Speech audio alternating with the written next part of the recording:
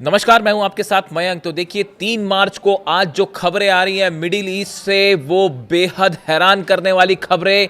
Iran की मिसाइलों ने पूरे मिडिल ईस्ट में कई जगह तेल के अड्डों पर जबरदस्त अटैक किया है और उसका नतीजा यह है कि पूरे मिडिल ईस्ट में, अमेरिका में, यूरोप में ऑयल को लेकर हाहाकार मचा हुआ है।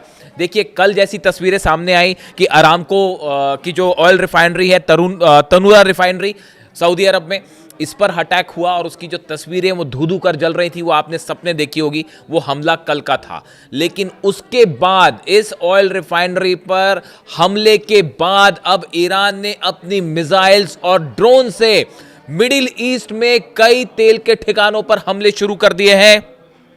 कुवैत में रिफाइनरी पर अटैक हुआ है, कुवैत की रिफाइनरी जलकर खाक हो गई है। इस तरह की खबरें आ रही हैं। देखिए जहां तक कुवैत का सवाल है, कुवैत में बताया जा रहा है, कुवैत की सरकार की तरफ से बयान आया है कि 180 मिसाइल्स कुवैत पर गिरी हैं, अमेरिकन बेसिस पर, उन बिल्डिंग्स पर जो कि अमेरिका से जुड़े हुए थे। 180 बैलिस्टिक मिसाइल्स, 150 से ज्यादा ड्रोन से कुवैत में हमला हुआ है। इस तरह की खबर जो है वो कुवैत की सरकार की तरफ से आ रही है। ये आंकड़े जरा आप अंदाज लगाइए कि कुवैत पे अगर 180 मिसाइल गिर गई है तो इजराइल पर क्या होगा। अगले वीडियो में आप इजराइल के नुकसान का लेटेस्ट अपडेट देखेंगे। अगला वीडियो 2 बजे के आसपास मैं अपलोड करूंगा, आप देखेंगे उस वीडियो में कि कितना बड़ा नुकसान हुआ है इजराइल को। अभी हम जरा इन आग वाली बात करें, तेल के रिफाइनरीज पे और तेल के अड्डों पर, ठिकानों पर जो हमले हो रहे हैं। तो देखिए कुवैत में ऑयल रिफाइनरी जो है वो साफ हो गई है। इसके अलावा ओमान में ऑयल शिप, बताया जा रहा है कि ओमान में एक ऑयल शिप पे जो है उस पर ड्रोन से अटैक हुआ और वो ऑयल शिप जल के तबाह हो गया है। बहरीन का आपको पता ही है, यूएस नेवी का जो 5th फ्लीट था वो पूरी तरह से खत्म हो चुका है। इसके अलावा बहरीन में शेख ईसा बेस जो है वो भी पूरी तरह से तबाह हो चुका है। यानी एक और बड़ा अमेरिकन बेस जो है उसको ईरान ने अपनी मिसाइल से उड़ा दिया है।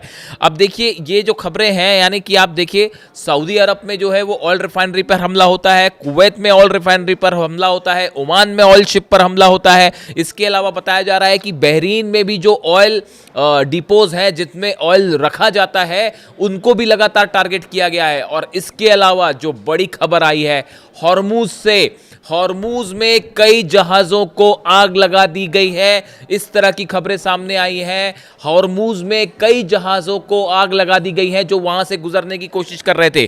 देखिए आईआरजीसी के कमांडर इन चीफ के वरिष्ठ सलाहकार ब्रिगेडियर जनरल इब्राहिम जबारी ने कहा है, उनकी तरफ से बयान आया है कि हम हॉर्मुज को बंद करने की घोषणा करते हैं और आईआरजीसी की तरफ से ऐलान किया गया है कि अगर हमारी इजाजत के बिना यहां से कोई भी जहाज गुजरेगा उसको ईरान तबाह कर देगा। यानी जो सबसे बड़ा खतरा था, नाइटमेयर, जो बुरा सपना कहलाते हैं, कहा जा सकता है पूरी दुनिया के लिए, वो हो चुका है। ईरान ने स्ट्रेट ऑफ हॉर्मुज को बंद कर दिया है। ईरान के जहाज, ईरान की मिसाइल्स, ईरान की सेना की इजाजत के बिना अब यहां से परिंदा भी नहीं पर मार सकता।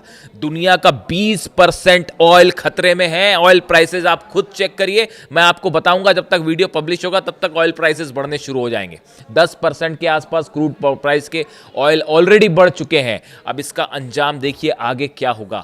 सऊदी अरब का तेल यहां से गुजरता है, जितने मुल्क यहां से ऑयल प्रोड्यूसिंग कंट्रीज हैं आसपास की, उन सब के तेल जो दुनिया भर में सप्लाई होते हैं वो स्ट्रेट ऑफ हॉर्मुज से होते हैं। अब वो बंद है। यहां पे कुछ जहाज़ों को जो खबरें आई कि कुछ जहाज ऐसे थे जो ईरान की सेना के अनाउंसमेंट के बाद भी यहां से गुजरने की कोशिश कर रहे थे, उसको आईआरजीसी के सेना ने आग के हवाले कर दिया है। ऐसी खबरें आ रही हैं। जैसे ही तस्वीर सामने आएगी मैं आपको तस्वीर भी दिखाऊंगा उसकी।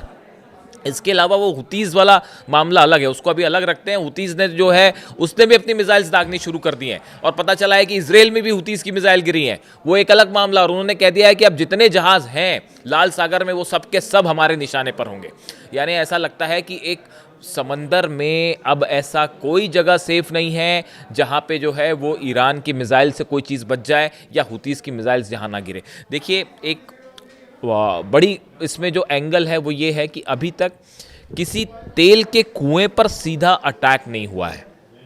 मेरी कुछ एक्सपर्ट से बात हो रही थी तो उसमें इस बात की भी जानकारी थी कि जब ऑयल रिफाइनरी उड़ाई जा सकती है, जब सटीक तरीके से बहरीन का नेवल एयर बेस उड़ाया जा सकता है, जब अल उदैद बेस में जो कमांड सेंटर का रडार है उस पर मिसाइल गिर सकती है, और जब अमेरिका के बेसिस लगातार तबाह हो रहे, 27 बेसिस को निशाना बनाया है, इस एक्यूरेसी के साथ जब मिसाइल्स गिर सकती हैं, तो क्या सऊदी के तेल के कुएं पर मिसाइल्स नहीं गिर सकती?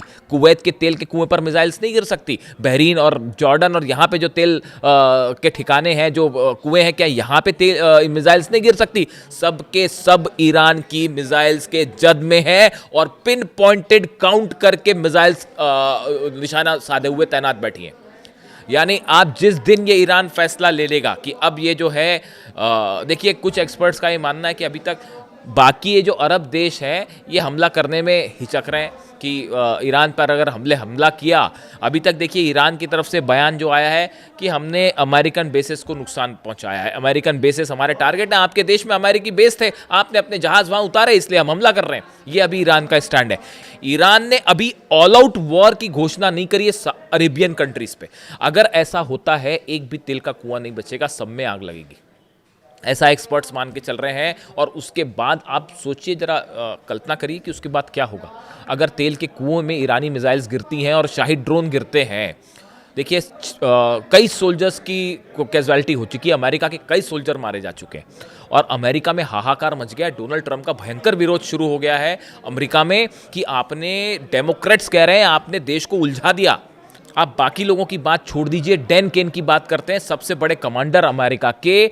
उनका ये कहना है कि ये जंग हमें पहले से पता था कि बहुत लंबी चलने वाली है। डैन केन वही है जिन्होंने डोनाल्ड ट्रंप को कहा था हमला मत करिएगा, हम फंस जाएंगे। और अब उनका एक बयान सामने आ रहा है, सोशल मीडिया पे चल रहा है कि हमें पहले से ही अंदाज था कि हम लंबी जंग में यहाँ फंस जाएंगे। यानी वो खुद मान के चल रहे हैं कि यहाँ पे क्या हालात हैं। एक बड़ा सेटबैक होने जा रहा है अमेरिका को मिडिल ईस्ट में। अब देखिए हमले तेहरान पर भी हो रहे हैं लगातार। तेहरान से जो रिपोर्ट्स आ रही हैं आप देख ही रहे होंगे, B-1 बॉम्बर्स ने हमले किए हैं, B-2 बॉम्बर्स ने हमले किए हैं, फाइटर जेट्स इजराइल के लगातार तेहरान पर बम बरसा रहे हैं। और तस्वीरें हैं, तेहरान में ज़बरदस्त तबाही है। अब्बास अराक्ची साहब ने एक तस्वीर भी शेयर की है। ये उन बच्चियों की तस्वीर है जिनके ऊपर हमला किया गया और जिनकी उसमें मौत हो गई। मौत से ज़्यादा सही शब्द शहादत ही होगा। ईरान की बेटियां जो हैं, जिनका बच्चों का कोई दोष नहीं था, उनके ऊपर हमले किए गए, उनको भी शहीद ही माना जाना चाहिए। और उनके सबकी जो है, उन्होंने देखा कि किस तरह से उनको दफनाने की जो है प्रक्रिया चल रही है, उसकी तस्वीर अब्बास अराक्ची साहब ने सोशल मीडिया पर शेयर की है। तो देखिए इसमें कोई शक नहीं है कि तेहरान में तबाही भी हो रही है और वहाँ बड़ा नुकसान भी हो रहा है। लेकिन इसके साथ ही इजराइल में अब तक का सबसे बड़ा अटैक, मैंने कल आपको कहा था कि बड़ी तबाही हो रही है इजराइल में। अगले वीडियो में मैं आपको एक एक लोकेशंस बताऊंगा कहाँ पर हमले हुए हैं और क्या हालात हैं इजराइल के, और कैसे इजराइल जो है उसके लिए खतरे की घंटी बज चुकी है। लेकिन फिलहाल हमने इस मुद्दे पर, हमने जहाँ से बात शुरू की थी कि जो तेल वाला बात है, तेल का खेल अब ये माना जा रहा है सऊदी से पूरे मिडिल ईस्ट के जितने देश हैं सब जो है वो अब इस हालात में खड़े हैं कि अगर ये युद्ध 1 महीना चल गया तो पूरी दुनिया की अर्थव्यवस्था कहाँ जाएगी, ऑयल प्राइसेस कहाँ जाएंगे, इंपोर्ट एक्सपोर्ट सब ठप है, सब रुक चुका है। बहुत बड़ा नुकसान होगा पूरी दुनिया को। इसीलिए ये कोशिशें हो रही थी कल कि पुतिन को जो है वो, उनसे कोशिशें हो रही थी कि किसी तरह से ईरान को मनाइए, और तुर्की के विदेश मंत्री ने जो है उन्होंने बात करी, ईरान की तरफ से मुंह पर मना कर दिया गया सबको कि अब किसी से कोई बात नहीं होगी, अब जंग आपने शुरू की है और ख़त्म हम करेंगे। इस तरह का जो बयान था उसी पे कायम है। और इस बीच में ये जो ऑयल हमले हैं और जो तेल के भंडारों में आग लग रही है, रिफाइनरीज पे हमले हो रहे हैं, ये कुएं तक पहुंच जाए तो उसके बाद पूरे मिडिल ईस्ट को धधकने से कोई नहीं रोक पाएगा।